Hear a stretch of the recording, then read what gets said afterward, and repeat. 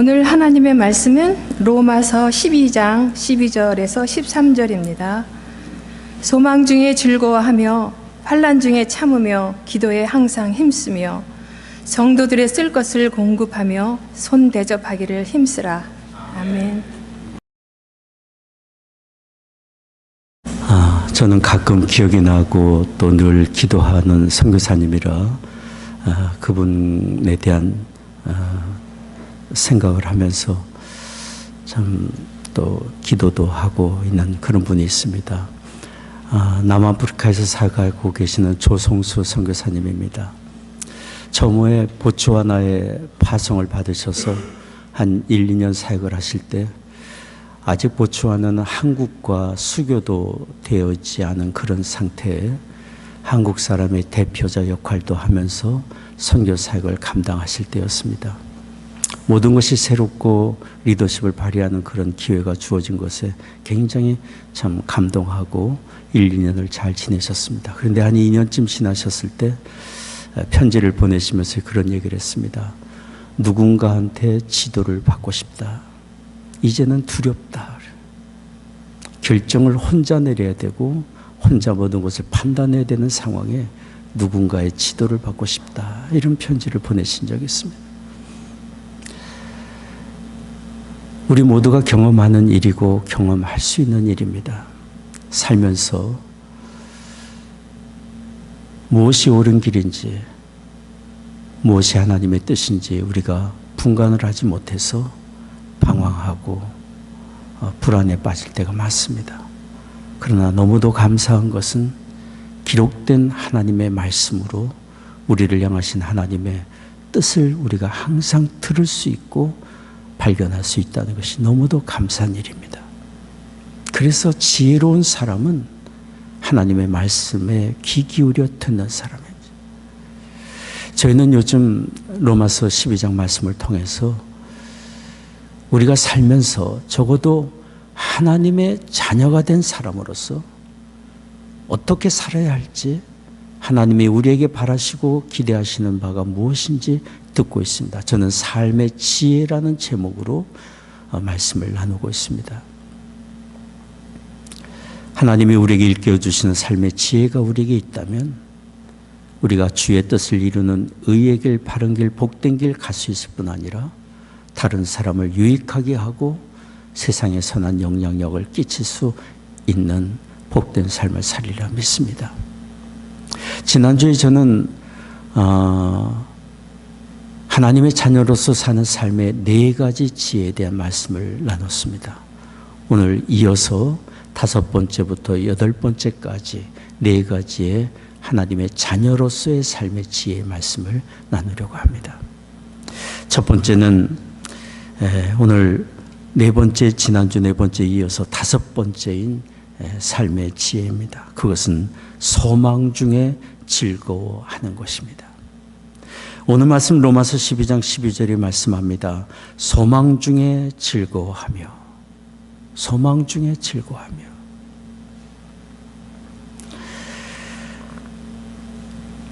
우리의 즐거움과 기쁨과 참된 만족과 행복의 근거가 어디에 있는지를 우리에게 밝혀주고 있고 그 근거 안에서 참된 즐거움을 누리며 살라고 말씀을 합니다.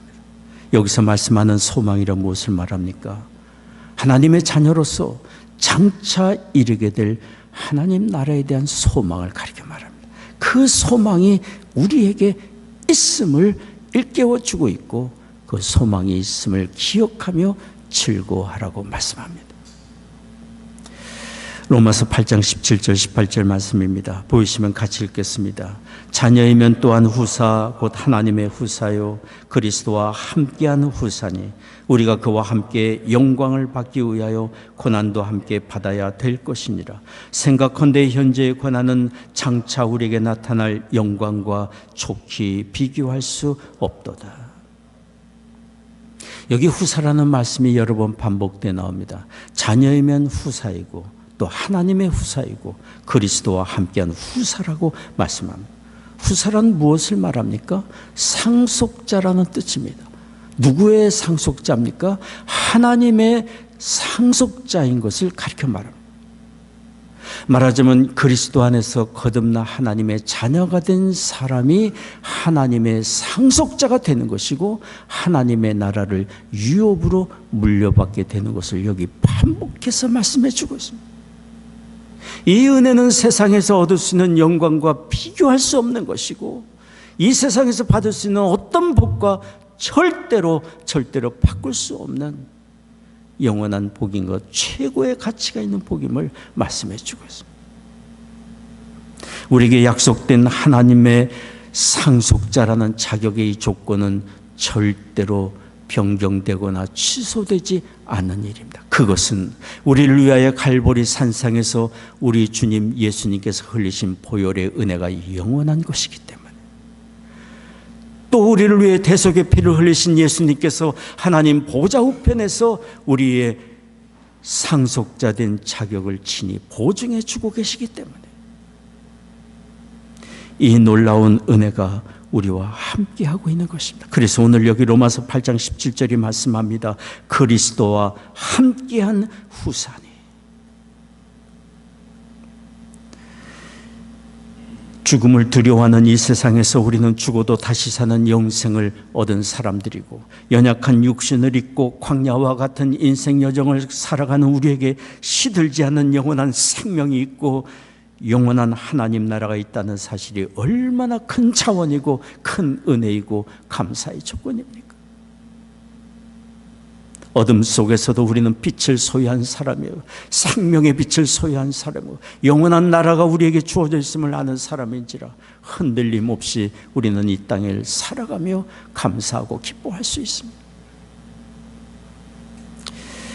우리를 사랑하시는 하나님은 우리 모든 사람이 이 은혜를 받아 누리기를 원하고 계십니다. 하나님 나라를 얻어 그 나라의 소망을 가지고 이 땅에서 참으로 즐거워하며 감사하며 살아가는 하나님의 백성이 되기를 원하고 계십니다. 지난주 화요일에 제가 가르치는 신학교에 신입생 환영회가 있었습니다. 오리엔테이션입니다. 화요일날 환영식에서 학장이 보통 인사말을 하거나 환영사를 할 때는 축복을 빌어주고 학업을 수행하는 데 있어서 필요한 것이 무엇인지, 학교의 정책이 무엇인지 이런 행정적인 것들을 주로 그동안 많이 말씀했는데 너무도 놀라운 말씀을 인사말 중에 하셨습니다. 학장님이 첫 마디를 꺼내면서 이렇게 말했어요. 저는 여러분이 이 학교에서 공부하는 동안에 하나님을 만나기를 원합니다. 하나님을 만날 때 무엇을 하며 사는지를 알 수 있고 어떻게 살아야 할지를 알 수 있기 때문입니다. 여러분이 이 학교에서 공부하면서 하나님을 만나는 은혜를 얻게 된다면 그것은 학업 과정에서 얻는 어떤 지식과 바꿀 수 없는 최고의 가치, 최고의 것을 얻는 것이 될 것입니다. 저는 바랍니다. 여러분이 이 학교에서 하나님을 만나고자 하는 열망을 갖기를 원합니다. 짧은 인사말이었지만 줌으로 참석한 우리 모든 교수들이 우리와 같은 박수를 보냈어요. 저는 학장의 그 인사말을 들으며 얼마나 마음이 뜨겁고 감격했는지 너무도 감사하고 감사했어요. 우리의 삶의 여정에서 하나님을 만나는 것이 가장 중요한 일이기 때문에 하나님을 만나는 일이 가장 중요한 일이기 때문에 하나님을 만나지 않는다면 우리에게 참된 평안이 없고 참된 안식이 없고 궁극적으로 약속된 영생을 얻지 못하니 영원한 불행에 처할 수밖에 없기 때문에. 그러나 성경은 우리에게 말해줍니다. 우리가 하나님을 찾기 전에 하나님이 먼저 우리를 찾아주셨고 우리가 구하기 전에 하나님께서 먼저 하나님을 알만한 은혜의 빛을 우리의 심령에 비춰주고 계셨고 비춰주고 계시다고 일깨워주고 있습니다. 하나님을 알만한 은혜의 빛, 바로 갈보리 산상에서 대속의 피를 흘리신 하나님의 아들 예수 그리스도. 그분을 만날 때 하나님을 알 수 있고 우리를 향하신 하나님의 사랑과 은혜가 어떤 것인지를 깨달아 알 수 있기 때문에 성경이 말합니다. 요한복음 3장 16절 말씀 여러분 보시면 같이 읽겠습니다. 하나님이 세상을 이처럼 사랑하사 독생자를 주셨으니 이는 저를 믿는 자마다 멸망치 않고 영생을 얻게 하려 하심이라. 우리가 구하기 전에 하나님이 그 아들을 먼저 보내주셨고 찾기 전에 우리에게 먼저 찾아오시고 우리의 심령에 하나님을 알 만한 은혜의 빛을 비춰주셨는데 너무도 분명하게 갈보리 산상의 예수님의 십자가를 통해 우리를 향한 하나님의 관심이 어떻고 사랑이 어떤 것인지 멸망에 처한 우리를 구원하신 하나님의 은혜의 계획이 무엇인지를 너무도 밝히 십자가를 통해 보여주셨습니다. 그러니 누구든지 주 예수 그리스도를 믿고 영접하는 사람마다 하나님을 만나게 되고 하나님의 은혜를 알고 사랑을 알고 멸망에서 영생으로 옮기고 이 세상의 무엇과 비교할 수 없는 영원한 하나님의 나라 그 은혜를 얻는 축복을 받게 해주셨습니다. 지금 여기서 예배하는 우리에게 이 은혜가 있습니다. 주 예수 그리스도를 믿는 우리에게 영원한 하나님의 나라가 우리에게 있습니다. 이 은혜가 온 땅의 모든 사람 우리의 그리고 자녀들에게 증거되기를 원합니다. 우리가 이처럼 하나님의 상속자로 이 땅을 살고 있다는 정체성, 그저 평범한 사람이 아니라 하나님 나라를 유업으로 받은 사람이라는 큰 차원을 가지고 사는 사람이라는 이 은혜를 기억하며 산다면 무엇을 하며 살지 어떻게 살아야 할지를 알 수 있을 것입니다. 알렉산더 대왕이 전쟁터로 출전하기 전에 친구들에게 자신이 소유했던 귀한 것들을 나누어 주었습니다. 자기 자신에게는 거의 남김없이 다 나누어 주었습니다. 그런 선물을 받는 친구 중에 한 분이 알렉산더 대왕에게 말했습니다. 왕이요, 이렇게 다 나누어 주다가는 왕에게 남은 것 아무것도 없겠습니다. 어떻게 하시려고 그럽니까? 그럴 때 알렉산더 대왕이 말했습니다. 그렇지 않습니다. 그렇지 않습니다. 다 주어도 다 주고 주어도 여전히 나에게는 남은 것이 있습니다. 그것은 희망입니다.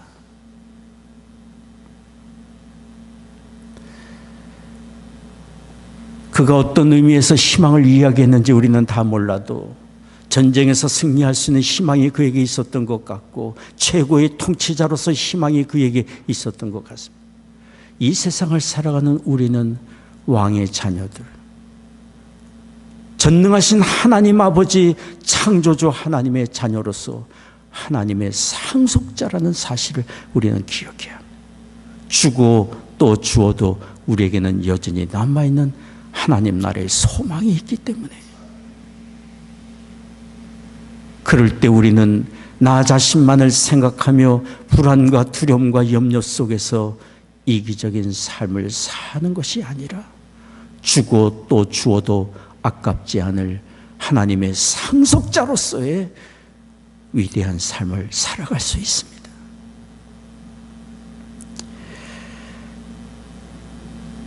사도 바울은 고린도 교회 성도들에게 주 예수 그리스도를 믿는 우리가 어떤 사람인지를 설명을 하면서 특히 고린도전서 15장에 강조해서 설명하고 또 설명한 것은 부활에 대한 것입니다. 사람이 죽음을 두려워하지만 죽음으로 끝나는 것이 아니고 죽으면 다시 사는 영생의 은혜가 우리에게 있음을 일깨워주고 또 일깨워준 것이 고린도전서 15장이에요. 그래서 고린도전서 15장을 일명 부활장이라고 설명할 수 있습니다. 고린도전서 15장에서 이처럼 우리에게 죽어도 다시 사는 영생이 있고 하나님 나라가 우리에게 유업으로 주어졌다는 사실을 일깨워주고 마지막 결론으로 고린도전서 15장 58절에 바울이 이렇게 말했어요. 같이 읽겠습니다.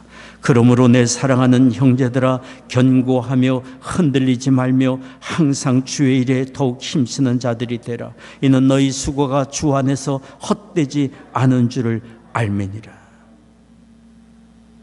주 예수 그리스도를 우리가 믿는다면 믿음에 굳게 서서, 믿는 자에게 주신 하나님 나라의 유업이 있음을 안다면 그 소망에 굳게 서서 흔들리지 말고 주신 세월 주의 일에 더욱 힘쓰는 우리가 되라고 말씀하고 있습니다. 주의 이름으로 다른 사람을 섬기고 주님의 이름으로 하나님 나라를 위하여 일하는 귀한 삶을 살 때 그 모든 삶이 절대로 헛되지 않고 하나님이 기억하시고 아시고 이후에 상급으로 갚아주신다고 말씀하고 있습니다. 그러니 우리가 하나님의 상속자라는 의식을 가지고 정체성을 가지고 어찌하든지 나에게 주어진 삶의 시간 동안에 주의 일을 하고자 하는 마음을 갖는다면 가정에서 일을 하든 일터에서 일을 하든 어디에서 무엇을 하든지 우리의 삶의 자세가 달라질 것입니다. 최근에 재미 부동산 협회 회장인 폴 킴이란 분이 신문에 기고하신 글을 읽어봤습니다. 이분이 이런 얘기를 했습니다. 다른 사람의 불편을 해결해주고 삶에 도움을 주는 비즈니스는 충분히 덕스럽다. 충분히 덕스럽다. 그러면서 이렇게 말했습니다. 다른 사람의 가장 기본적인 주거 문제를 해결해주며 안정적인 생활을 하도록 도움을 주고 다른 사람의 재정관리에 자문을 해주는 등 이런 부동산의 사업은 정말로 다른 사람을 유익하게 하는 일로 사용할 수 있다. 얼마나 지혜로운 생각입니까? 단순히 먹고 살기 위해서 일하는 것도 아니고 자기만을 위하여 일을 하는 것도 아니고 일을 하면서 다른 사람을 돕기 위하여 관심을 갖고 다른 사람을 더 유익한 길로 인도하기 위해 관심을 갖고 일을 하니 그의 비즈니스 현장은 곧 사역의 장소이고 섬겨지고 주님의 일을 하는 장소로 삼고 있으니 얼마나 지혜로운 삶을 사는 것입니다. 하나님은 우리 각 사람에게 주신 지혜가 있고 재능이 있고 삶의 경험들이 있고 자원들이 있습니다. 하나님이 주신 삶의 기회와 경험을 통해서 우리에게 익숙해진 일들이 있습니다. 잘할 수 있는 일들이 있습니다.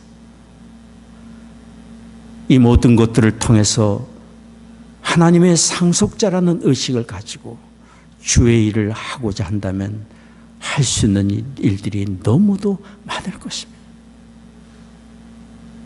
이 세상에는 언제든지 도움이 필요한 사람이 있고 하나님께서는 이 세상 사는 날까지 우리를 통하여 일하기를 원하고 계시기 때문에 우리가 우리에게 주신 자원으로 주의 일에 힘쓰며 살수록 우리에게는 하나님이 허락해 주신 천국의 소망으로 더욱 충만해질 것이고 그 충만한 소망 가운데 우리는 더욱 감사하며 기쁨을 누리며 살 수 있으리라 믿습니다. 여섯 번째입니다. 하나님의 자녀로서 우리에게 필요한 지혜가 있습니다. 그것은 환난 중에 인내하는 것입니다. 오늘 말씀을 보십시오. 로마서 12장 12절 말씀입니다. 환난 중에 참으며 환난 중에 참으며 여기 성경에 참으며라는 말은 헬라어로 휘포메논테스입니다. 휘포메논테스. 휘포메논테스라는 이 참으며라는 말은 직역하면 그 내용을 풀어서 설명하면 이런 내용입니다. 어떤 어려움에도 견디며 남아있는다. 어떤 어려움에도 견디며 남아있는 것이다. 하나님이 우리에게 맡겨주신 삶의 그 자리에 하나님이 우리에게 부탁하신 그 삶의 현장에 어떤 어려움이 있어도 견디며 남아있는 것이다. 끝까지 남아있는 것이다. 남아있는 우리를 통하여 하나님이 일하시고 드러내실 선하신 뜻과 계획이 있기 때문에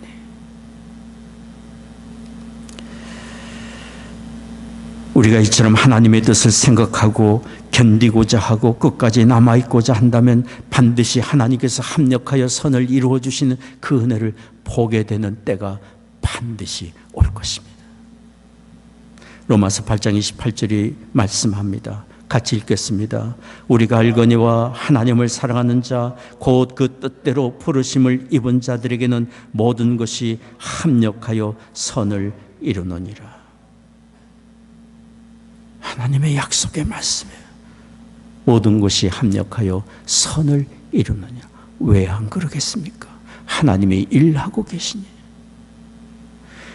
하나님이 자녀로 삼아주셨고 하나님의 상속자로 삼아주신 우리의 삶에 주께서 함께 하시고 일하고 계시니 어찌 합력하여 선한 결과가 일어나지 않겠습니까? 끝이 항상 좋습니다.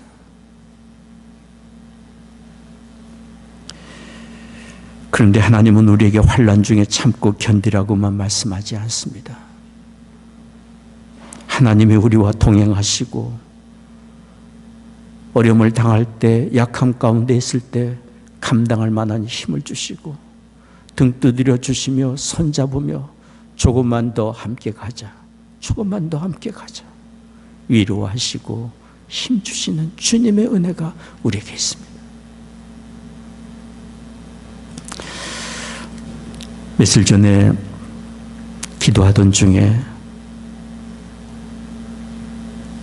이런 생각이 들었습니다.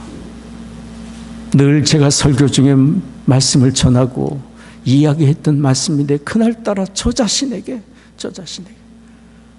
너무도 새롭게 생각되는 진리의 말씀. 우리가 겪는 어려움, 우리가 겪는 연약함, 하나님이 다 아신다는, 하나님이 우리의 약함과 슬픔을 아실 뿐만 아니라 하나님이 친히 다 경험하셨다, 겪으셨다. 그러니 우리가 어려움을 겪을 때, 연약함 가운데 있을 때 우리 혼자 겪는 것이 아니라 하나님과 함께 그 과정을 가고 있는 것이라는 사실이 기도 중에 더욱더욱 생각이 나요. 그런 생각과 함께 떠오른 성경 구절이 있었어요. 이사야 53장 3절 말씀입니다. 여러분 보이시면 같이 읽겠습니다. 그는 멸시를 받아서 사람에게 버림바 되었으며 간고를 많이 겪었으며 질고를 아는 자라 마치 사람들에게 얼굴을 가리우고 보지 않음을 받은 자 같아서 멸시를 당하였고 우리도 그를 귀히 여기지 아니하였도다. 누구에 대한 말씀입니까? 하나님의 아들에 대한 말씀입니다. 우리는 때로 답답한 상황에 있을 때, 어려움에 처할 때, 연약함 가운데 있을 때 하나님이 내 형편 아시나요? 내 아픔 아시나요? 전능하신 하나님, 높은 보좌 위에 계신 하나님, 내 처지 아시나요? 때로는 이렇게 낙심되고 하나님께 아픈 마음을 토로할 때가 있을 거예요. 그런데 이사야 53장 3절 말씀 보세요. 질고를 겪으셨고 약함 속에 사셨고 멸시를 받으셨고, 그러나 그 멸시 속에서도 하나님의 뜻 이루기 위해 침묵하셨고, 누가요? 하나님의 아들이 우리와 같은 육신을 입고 우리 가운데 오셔서. 저는 기도 중에 이 성경 구절이 생각나서 그 구절을 읽으며 주님을 묵상하며, 고난의 십자가를 지고 가신 주님, 사람들에게 침뱉음 당하고 발길질을 당하고 얼굴에 주먹으로 막 맞으시기까지, 어디 내려와 봐라 그러면 믿겠노라 조롱하는 사람들 앞에서 끝까지 견디며 하나님의 뜻 이루고자 하셨던 우리 주님을 생각하며 얼마나 많이 위로가 되었는지 모릅니다. 혼자 우리 인생에 좀 가는 것이 결코 아닙니다. 우리가 아프면 아플수록 우리 주님께서 말씀하실 거예요. 나도 안다. 나도 안다.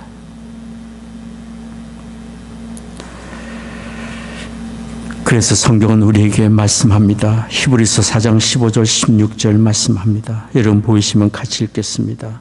우리에게 있는 대제사장은 우리의 연약함을 체휼하지 아니하는 자가 아니요 모든 일에 우리와 한결같이 시험을 받는 자로 돼 죄는 없으시니라.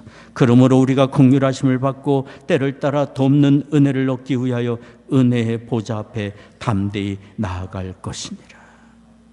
우리의 연약함을 체휼하지 아니하는 자가 아니요 모른다 하시는 분이 아니요 능히 아시고 공감하시고 나도 한다 말씀하시는 주님이시.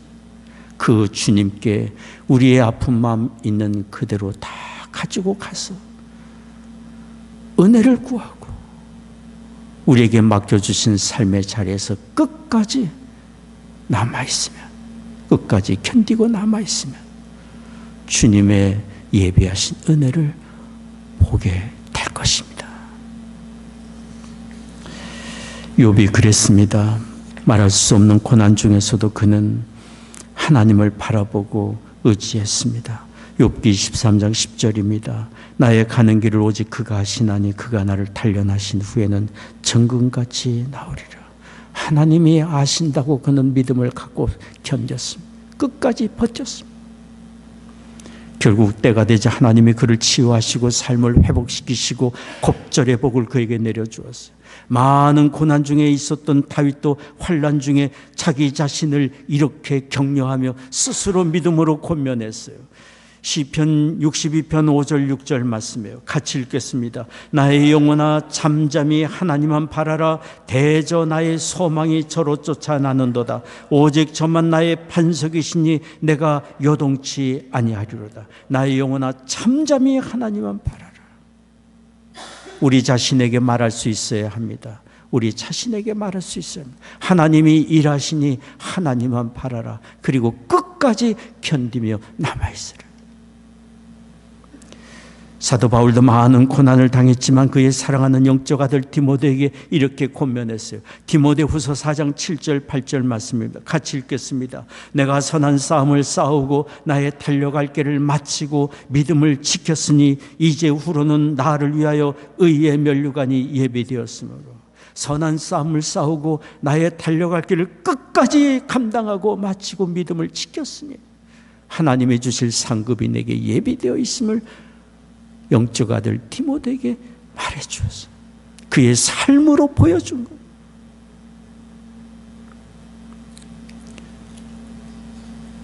쉽게 포기하고 절망하고 낙심하고 불안하고 두려움에 떠는 세상에서 우리는 믿음에 굳게 서서 환난 중에도 견디며 참으며 허락해 주시고 맡겨주신 삶의 자리를 에서 끝까지 남아 있어야 합니다.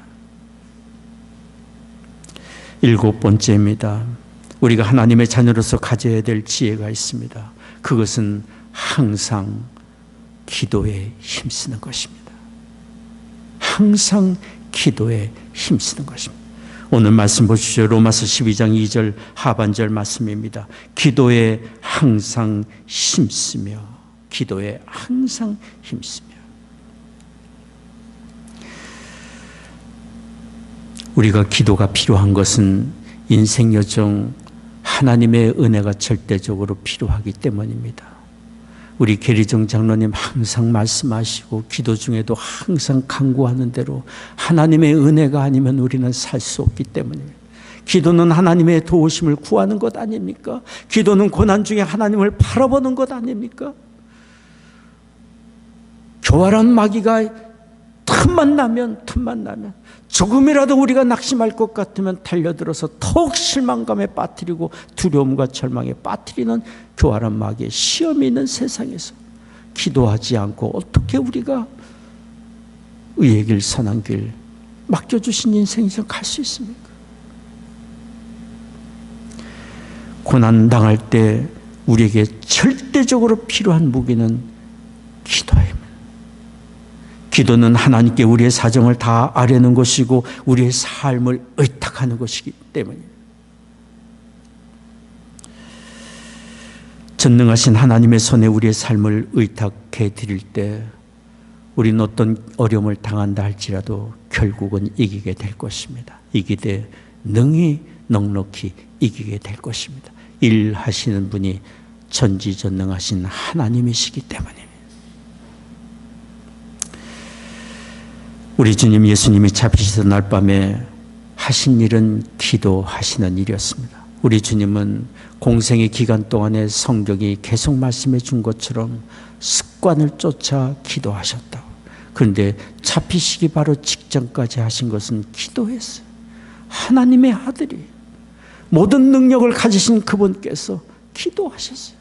겟세마네 동산에 들어가셔서 사랑하는 제자 베드로, 야고보, 요한과 함께 들어가셔서 그들에게 기도를 부탁하시고 제자들과 조금 떨어져 가셔서 기도하셨어요. 그런데 우리 주님께 기도 부탁을 받은 제자들은 기도하지 않고 잠잤습니다. 기도하시다가 잠자는 제자들을 보시고 주께서 깨우시며 말씀하셨어요. 마태복음 26장 41절 말씀입니다. 시험에 들지 않게 깨어 기도하라. 시험에 들지 않게 깨어 기도하라. 바꾸어 말한다면 깨어 기도하지 않는다면 시험에 들기 쉽다는 말씀이에요. 마귀의 시험이 항상 있기 때문에. 그렇게 말씀하시고 다시 가셔서 기도하신 후에 또 와서 제자들을 보니 또 잠들어 있었어요. 또 자고 있었어요. 제자들은 기도해야 할 때 기도하지 않았습니다.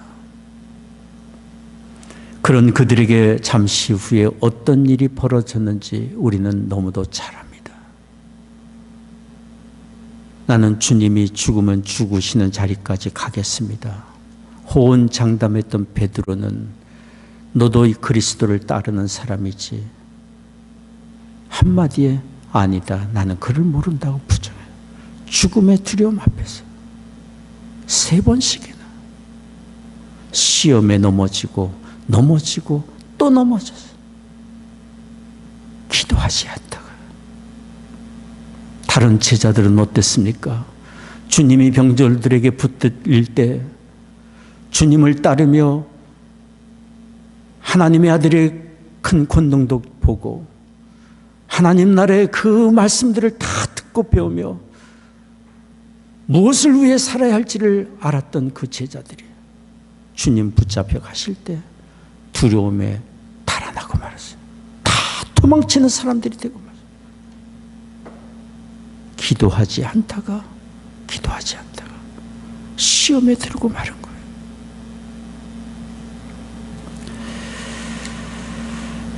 마귀는 기도하지 않는 우리 마음에 온갖 낙심을 불러일으키고 슬픔을 주고 두려움과 절망감에 빠지게 만듭니다. 그러나 우리가 무릎 꿇어 하나님께 기도하는 순간 마귀는 오히려 두려워 우리를 떠나게 되고 있어요. 왜요? 우리가 하나님 곁에 가까이 나아가고 주께 우리의 삶을 의탁하니 어떻게 그가 견딜 수 있겠어요? 전능하신 하나님께 나아가 기도하는 사람은 전능하신 하나님의 손에 이끌려 받으며 사는 삶이 됩니다. 또 감사한 것은 우리가 하나님께 간구할 때 우리 혼자 기도하는 것이 아니라 하나님의 성령이 우리와 함께 기도해 주고 계십니다. 얼마나 놀라운 일이고 감사한 일입니다. 성경을 한번 보십시오. 로마서 8장 26절 말씀입니다. 여러분 보이시면 같이 읽겠습니다. 이와 같이 성령도 우리 연약함을 도우시나니 우리가 마땅히 빌 바를 알지 못하나 오직 성령이 말할 수 없는 탄식으로 우리를 위하여 친히 간구하시느니라. 우리의 연약함을 아시는 하나님의 성령이 기도하지 않고 그저 낙심에 빠져 있을 때 기도할 마음을 갖게 하시고 하나님 아버지 부르짖으며 기도를 시작할 때 성령이 함께 기도를 하시고 우리가 미처 간구하지 못하는 기도 성령이 생각나게 하시고 대신 또한 간구하시되 말할 수 없는 탄식으로 대신 기도해 주고 계시다. 그러니 우리의 기도는 절대로 홀로 간구하는 기도의 자리가 아니고 시간이 아니고 도우시는 성령님과 함께 기도하는 것이요. 깨어 기도하는 우리를 하나님이 가까이 만나주시고 은혜를 베풀어 주십니다. 우리가 당하는 약함과 고난과 어려움을 통해 우리를 빚으시고 온전한 하나님의 사람이 되게 하시고 그런 약함을 통하여 하나님의 선하신 뜻과 계획이 다 드러나게 해주시는 하나님의 은혜가 예비되어 있습니다. 그래서 기도하라고 우리에게 말씀하고 있는 거예요. 그러므로 우리는 기도하는 시간을 정하고 기도하는 시간을 귀히 여기고 항상 깨어 기도하는 우리가 되기를 원합니다. 우리 주님 습관을 쫓아 기도하셨던 것처럼 기도하며 사는 사람 절대로 망하지 않습니다. 기도하는 부모의 자녀 절대로 망하지 않습니다. 그 기도를 하나님이 들으시고 응답하실 것이기 때문이에요. 항상 깨어 기도하는 것, 우리가 살면서 잃지 말고 가져야 될 삶의 귀한 지혜예요. 마지막 8번째입니다. 하나님의 자녀로서 우리가 가져야 될 삶의 지혜가 있습니다. 그것은 남을 대접하는 일에 힘쓰는 것이에요. 남을 대접하는 일에 힘쓰는 것. 오늘 로마서 12장 13절 말씀 같이 읽겠습니다. 성도에 쓸 것을 공급하며 손대접하기를 힘쓰라. 성도에 쓸 것을 공급하며 손대접하기를 힘쓰라. 여기 로마서 12장 13절은 두 가지의 말씀을 우리에게 주고 있습니다. 남을 대접하는 구체적인 두 가지의 방법. 첫째는 성도에 쓸 것을 공급하는 것이고 둘째는 손님 대접하기를 힘쓰는 것입니다. 교회 공동체 안에 어려움을 처한 교우들이 언제든지 있습니다. 우리 주님은 1차적으로 우리가 이웃을 돕고 섬기며 돌보며 살되 공동체 안에 있는 교우들의 관심을 갖고 형편을 살피며 돌보며 섬기기를 원하고 계십니다. 지난주도 말씀했던 것처럼 교회 공동체는 하나님의 가족이라고 말씀하지 않았습니까? 가족의 형제자매가 서로의 관심을 갖고 누구보다도 염려하고 돕고 섬기듯이 교회 공동체는 이런 일이 있어 있기를 하나님 아버지께서 원하고 계십니다. 그래서 초대교회 성도들은 자신들이 재산을 팔아 교회에 헌금했고 교회는 그것으로 어려움에 처한 교우들을 보살피는 일에 사용했습니다. 사도행전 2장 44절 45절 함께 읽겠습니다. 믿는 사람이 다 함께 있어 모든 물건을 서로 통용하고 또 재산과 소유를 팔아 각 사람에게 필요를 따라 나눠주고. 초대교회 당시에 그리스도인은 가난한 사람이라는 말을 들을 정도로 상황이 그랬습니다. 예수 그리스도를 믿고 따른다고 결정하는 순간부터 경제적인 활동이 제약이 되고 가난에 처할 수밖에 없고 핍박을 받는 상황이 있었기 때문에, 그러니 교회 공동체 안에는 그런 가난에 처하고 핍박을 받는 사람들로 가득 차 있으니 성도들이 서로의 관심을 살피고 관심 갖고 서로의 형편을 살피고 돕는 일이 절대적으로 필요해요. 초대교회처럼 자기의 재산을 팔아 교회에 헌금하여 구제하는 일을 하지는 못한다 할지라도 우리의 관심이 그렇게 있는 것이 하나님의 뜻입니다. 서로를 돌아봐야 합니다. 서로를 돌아봐야 합니다.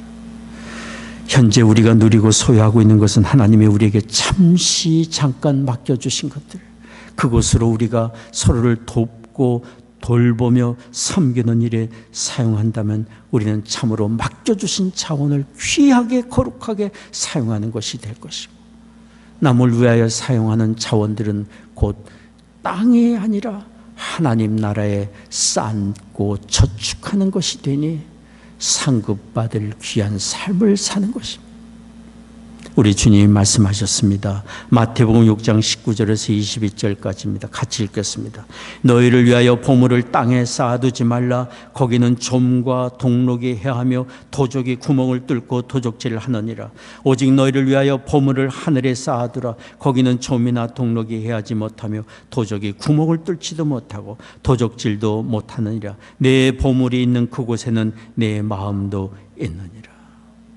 우리를 위하여 보물을 땅에 쌓아두지 말고 하늘에 쌓아두라고 그랬어요. 다른 사람을 위하여 섬기고 돌보며 대접하는 데 사용하는 것은 곧 하늘에 쌓아두는 것임을 말씀하고 있어요. 이렇게 사는 사람의 삶이 복되고 하나님께서 절대로 그대로 두지 아니하시고 하나님께서 친히 갚아주십니다. 성경을 보십시오. 잠언 11장 25절 말씀입니다. 같이 읽겠습니다. 구제를 좋아하는 사람이 풍족하여 질 것이요 남을 윤택하게 하는 자는 윤택하여 지리라. 왜 안 그렇겠습니까? 남을 돌보는 것은 곧 하나님을 대신하여 하나님의 일을 하는 것이니 하나님의 손이 되어 일을 하는 것이니 하나님이 그 사람을 어찌 책임져 주시지 않겠습니까? 또 오늘 말씀 남을 대접하되 구체적으로 어떻게 해야 할지 주시는 말씀 로마서 12장 13절 말씀 하반절에 손 대접하기를 힘쓰라 그래. 손 대접하기를 힘쓰라. 당시 초대교회 때는 순회 전도자들이 교회를 방문하는 일들이 많았습니다. 이곳에서 말씀을 전하고 또 다른 곳으로 이동하고 교회는 그렇게 방문하는 전도자들을 어떻게 모실 것인가에 대한 논의가 많이 있었습니다. 어디까지, 얼만큼, 어느 정도까지 대접해야 할 것인지에 대한 논의가 교회 안에 있었습니다. 그때 여기 성경이 말을 하는 것입니다. 손 대접하기를 힘쓰라. 힘쓰라.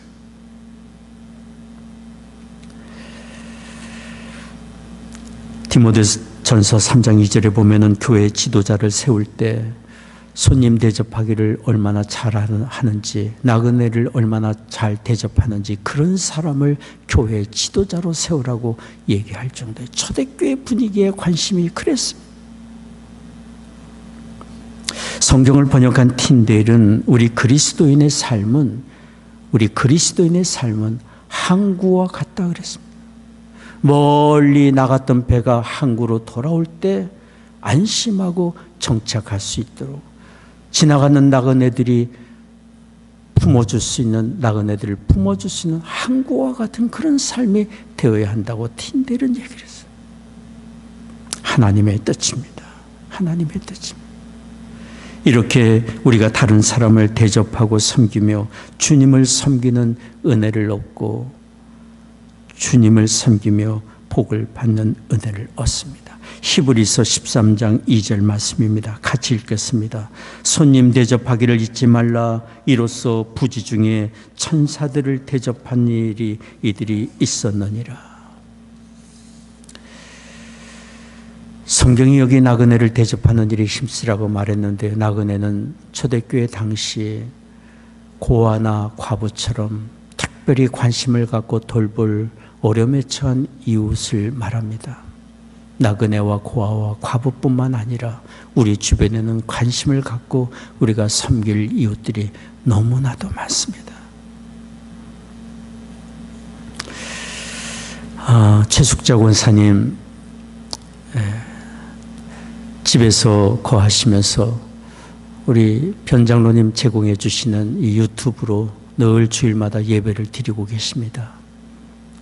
지난주에 전화를 통화하면서 최 권사님이 감격해 하시며 감사하는 말씀이 있었어요.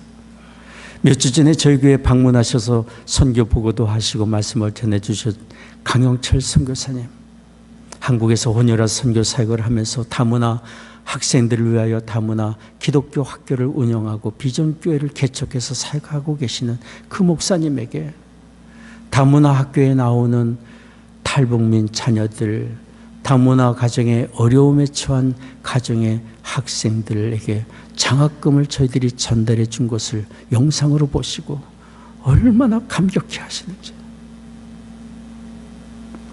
저한테 말씀하셨어요. 고맙습니다. 고맙습니다.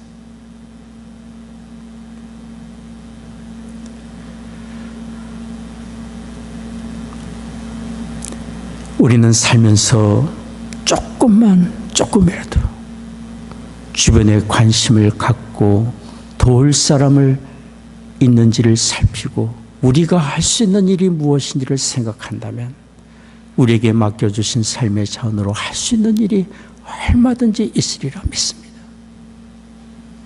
오늘 여기 말씀, 하나님의 자녀로서 남을 돌보고 섬기는 일에 힘쓰라 라는 이 말씀, 항상 기억하며 이 말씀의 지혜를 가지고 사는 우리가 되기를 원합니다. 기도하겠습니다.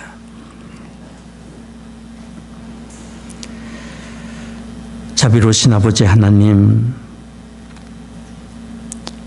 우리가 어떻게 이 세상을 살아가야 할지 삶의 지혜를 우리에게 얻게 해주시니 감사합니다. 주신 세월, 맡겨주신 삶의 자원을 가지고 하나님 나라의 큰 유업을 받은 사람으로서, 하나님의 상속자로서 정체성을 가지고 어떻게 살아야 할지를 일깨워 주시니 감사합니다. 소망 중에 항상 즐거워하며 환난 중에 끝까지 견디고 남아있으며 인내하며 기도에 항상 힘쓰고 남을 돌보고 섬기는 일에 힘쓰는 우리가 되도록 우리의 심령 항상 밝혀주시고 도와주시고 은혜를 내려 주옵소서. 오늘 예배하며 주 앞에 헌금을 구별하여 드립니다. 우리의 심령을 드리며 우리의 삶을 드립니다.